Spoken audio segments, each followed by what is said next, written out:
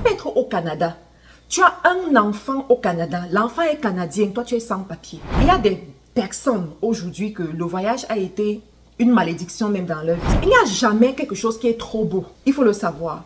Quand c'est trop beau, posez-vous des questions. Bonjour à tous, aujourd'hui on va parler d'une histoire particulière qui concerne tous ceux-là qui veulent immigrer dans les pays occidentaux et particulièrement au Canada. Alors j'ai eu connaissance de l'histoire de ce monsieur qui avait une boutique en Afrique dans son pays d'origine, particulièrement au Cameroun, dans une ville économique très mouvementée.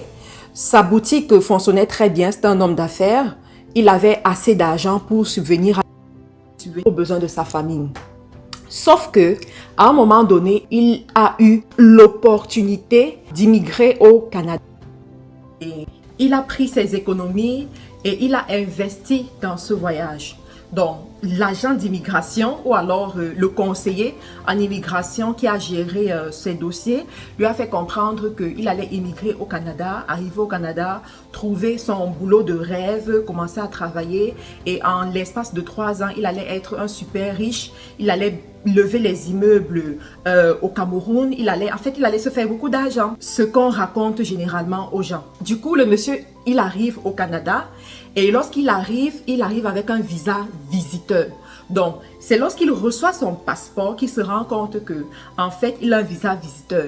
Mais la personne qui lui a fait les documents lui dit, non, ne t'inquiète pas, tu vas arriver au Canada. Le Canada reconnaît le visa visiteur pour les immigrés qui veulent rester. Tu peux convertir ton visa visiteur, bla bla bla bla bla bla bla. Du coup, le monsieur, il arrive avec ce visa visiteur. Sauf que, quand il arrive, il faut trouver un employeur. Il faut trouver un employeur qui accepte de te recruter, te donner un contrat de travail et c'est grâce à ce contrat de travail que tu pourras changer ton statut sur le pays, quitter de visiteur à travailleur et donc avoir les opportunités qui se présentent à toi. Mais le monsieur ne trouve pas d'employeur prêt à le faire. Et c'est là où tous ces problèmes commencent. Il faut savoir que après 6 mois, il se retrouve dans un dilemme où il ne sait plus trop quoi faire. Parce qu'après 6 mois de séjour au Canada, lorsqu'on est sur un visa visiteur, même si le visa visiteur est de 2 ans, de 5 ans, après 6 mois, vous êtes obligé de sortir du territoire. Donc le voilà qui a tout vendu. Qui a vendu sa boutique, ses économies, qui a pris toutes ses économies pour immigrer au Canada. 6 mois après, il n'a pas trouvé d'employeur.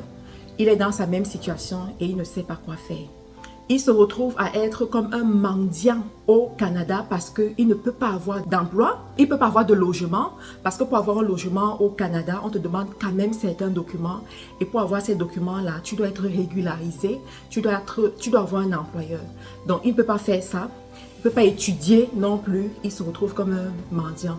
Il fait les petits boulots comme il peut, mais ces petits boulots-là ne rapportent pas assez pour te permettre d'avoir une vie décente.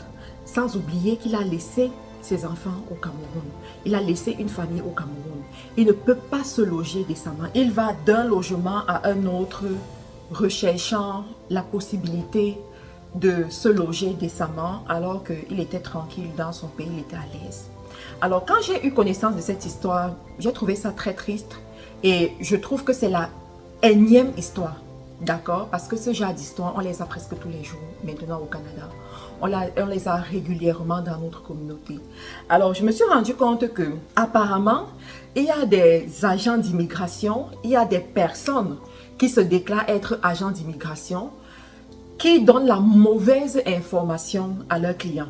C'est-à-dire que, à la limite même, arnaquent leurs clients en leur disant qu'ils vont leur donner un contrat de travail, ils vont leur permettre d'avoir un contrat de travail, étant donné que le Canada aujourd'hui recherche les travailleurs, a de l'emploi à proposer. Donc, on leur fait comprendre que oui, voilà, on va vous trouver un employeur, on va vous donner le permis de travail et c'est grâce à ce permis de travail que vous allez rentrer au Canada. Sauf qu'ils vont constituer les dossiers, mais font plutôt un dossier de visa visiteur. Puisqu'ils se disent que de toutes les façons, quand la personne aura son visa, et le plus important, c'est qu'il entre au Canada. Sauf que entrer au Canada ne suffit pas. Le Canada, ils sont très gentils là, mais ils sont extrêmement sélectifs et ils font tout sur la base de la confiance. Donc, si tu es jugé indigne de confiance, tu es fiché en quelque sorte et c'est très mauvais pour toi. Donc du coup, tu as des gens qui arrivent sur le territoire avec un visa visiteur et après 6 mois, ils ne savent pas à quel sens se vouer. Alors moi, je voudrais vous interpeller parce que je sais que sur cette chaîne quand même, il y a plusieurs personnes peut-être qui ont ce rêve-là ou bien qui ont ce projet et qui cherchent la bonne information. Vous savez, le plus important, ce n'est pas de voyager. Il y a des personnes aujourd'hui que le voyage a été une malédiction même dans leur vie, si on peut dire ça comme ça. Le voyage a été la pire des choses qu'ils devaient faire lorsqu'ils n'ont pas eu la bonne décision et qu'ils ont choisi les mauvais chemins. Le Canada n'est pas comme l'Europe, il faut le savoir. En Europe, tu peux arriver comme visiteur, tu passes par certains chemins et puis tu régularises ta situation et on fait comme si de rien n'était, tu vois, on fait comme si de rien n'était. Pourtant, le Canada et l'Amérique et les États-Unis d'Amérique, c'est-à-dire les pays d'Amérique du Nord là, ne sont pas comme ça. Tu peux être au Canada, tu as un enfant au Canada, l'enfant est canadien, toi tu es sans papier. Même aux États-Unis, c'est comme ça. Tu peux être au Canada. Je dis, tu as un enfant qui est né sur le territoire canadien parce qu'il y a le droit du sol. L'enfant est canadien et toi, tu es sans papier.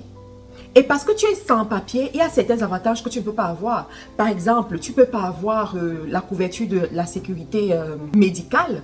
Tu ne peux même pas espérer avoir les allocations qu'on donne aux parents qui ont les enfants canadiens. Tu peux même pas travailler. Donc, en fin de compte, tu vas mener une vie misérable avec les enfants à charge, mais qui sont canadiens. Donc, tout ce que tu auras à espérer, c'est qu'un jour, tes enfants grandissent, ils vont à l'école parce que l'école est gratuite pour tout le monde. Tous les enfants à bas âge, bien entendu, ils ne veulent pas les délinquants dans leur pays. Donc, les enfants iront à l'école et tu vas espérer qu'un jour, ces enfants-là puissent travailler pour venir s'occuper de toi. Sauf qu'entre-temps, toi aussi, tu vieillis. Entre-temps, ton âge évolue. Et c'est la situation dans laquelle il se retrouve au Canada aujourd'hui. Donc, voilà le cas de ce monsieur qui se retrouve comme ça. Il ne sait pas trop quoi faire. Après 6 mois, il est obligé de sortir du pays, peut-être rentrer au Cameroun ou bien aller dans un autre pays là. Et avant de chercher comment revenir. Il y en a qui arrivent même dès l'aéroport. Parce que quand le tout, c'est pas d'avoir un visa. Tu peux avoir un visa et tu arrives à l'aéroport. L'agent d'immigration qui est à l'aéroport te pose des questions. S'il se rend compte que tu es là pour des mauvaises raisons ou que ce que tu as dit relève une ambiguïté, eh ben, il te refoule. Hein. Soit il te refoule, soit il met des restrictions sur ton visa. Il y a par exemple des gens qui avaient peut-être un visa de 5 ans. Et peut-être parce qu'ils n'ont pas bien répondu aux questions, on a mis des restrictions sur leur visa, leur demandant par exemple, leur interdisant formellement de fréquenter certains lieux, de faire des études et de sortir du territoire peut-être même après 2 mois, après 3 mois, alors qu'ils ont un visa de 5 ans. Vous voyez? Donc, il y a des dérogations que l'agent d'immigration peut faire lorsque vous arrivez à l'entrée du territoire, à l'aéroport. Donc, c'est la situation qui se passe en ce moment. C'est ce qui se passe. Vous savez, il n'y a jamais quelque chose qui est trop beau. Il faut le savoir. Quand c'est trop beau, posez-vous des questions. Quand ça allait trop beau, posez-vous des questions. Et faites tout pour avoir la bonne information. Allez sur le site de l'immigration, lisez les informations. Et quand quelqu'un commence à vous dire ce qui ne correspond pas au site de l'information, même s'il va vous dire que, oh, il y a telle personne qui est partie, ça a marché, appelle la personne te dit. Vous ne savez pas que les gens peuvent se fabriquer des histoires. Vous ne savez pas que les gens sont tellement bizarres que pour avoir de l'argent, ils sont prêts à tout. Donc, faites très attention. Voilà le cas que je voulais vous exposer ici afin de vous amener à réfléchir. Ce monsieur-là, par exemple, il aurait pu rassembler l'argent qu'il a utilisé pour faire ce faux visa-là. Il aurait pu rassembler son argent, faire la résidence permanente tranquillement. C'est vrai que la résidence, ça prend 2 ans lorsque tu es en Afrique, là. Mais ça marche, tu vois. Mais ça marche. Et quand tu es résident, tu arrives, tu as presque les mêmes droits qu'un Canadien, sauf le droit de vote, par exemple, et certains autres droits-là. Mais tu peux travailler, tu peux avoir un logement, tu peux créer même une entreprise, tu peux faire tellement de choses. Donc, les amis, évitez de tomber dans n'importe quoi, évitez de vous faire arnaquer et prenez les bonnes décisions. Après, je ne suis pas, agent d'immigration ici. Hein. Je sensibilise juste ma communauté. Je donne la bonne information à ma communauté parce que je sais qu'il y en a plusieurs ici qui ont ce genre de projet-là. Et pour ceux-là qui veulent peut-être nous contacter pour nos formations, les formations en community management, en marketing digital, e-commerce, publicité Facebook, vous voyez ce genre de formation-là, n'hésitez pas, toutes les informations sont dans la description de la vidéo, contactez-nous.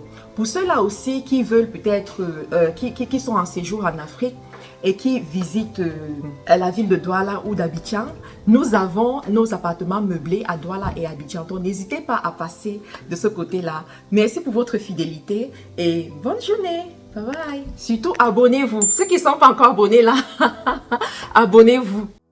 Pour un séjour calme et agréable à Abidjan et à Douala, choisissez MC Home, votre nouvelle agence immobilière. Nous mettons à votre disposition des appartements meublés ultra modernes au bord des routes principales. Bénéficiez d'un cadre sécurisé, entièrement équipé avec une couverture Internet haut débit pour un séjour inoubliable. Réservation au Cameroun, plus 237 676 05 17 87. En Côte d'Ivoire, plus 225 07 88 75 24 07. MC Home. Faites comme chez vous.